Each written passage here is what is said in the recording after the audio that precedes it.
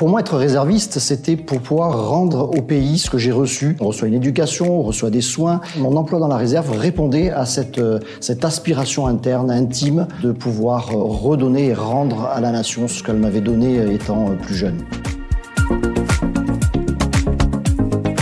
Les réservistes qui servent au sein de la réserve opérationnelle cyber sont employés dans l'ensemble des unités du ministère. Ça peut être dans des unités de la marine, des unités de l'armée de l'espace, des unités de l'armée de terre, ou bien dans des unités interarmées. Il y en a également dans les grandes directions et services du ministère.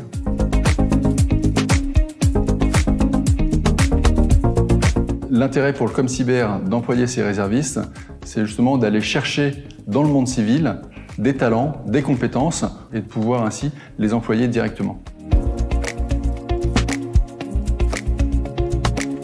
Je me suis engagée parce que j'avais envie de servir mon pays et mettre mes compétences au service des armées. Le CALID a trouvé un intérêt dans mon profil puisque j'avais des compétences en intelligence artificielle à apporter. J'ai en effet un doctorat dans cette spécialité. J'ai été employé au sein de la 807e compagnie de transmission pour des missions diverses. En premier lieu, transmettre des compétences. J'ai aussi été en charge de certains systèmes.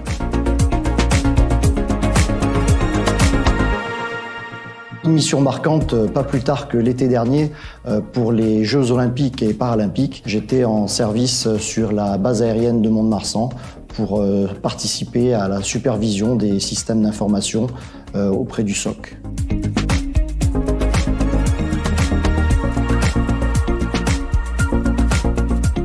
Ce que cela m'apporte, en fait, c'est une réalité de terrain au plus proche des opérationnels et des forces armées. En cela, je crois que ça peut réellement servir et nourrir mon quotidien dans ma réflexion à la fois technique et intellectuelle. Je me suis jamais considéré uniquement comme un employé civil. Et la réserve me permet d'acquérir cette élévation que je ne retrouve pas dans ma vie civile.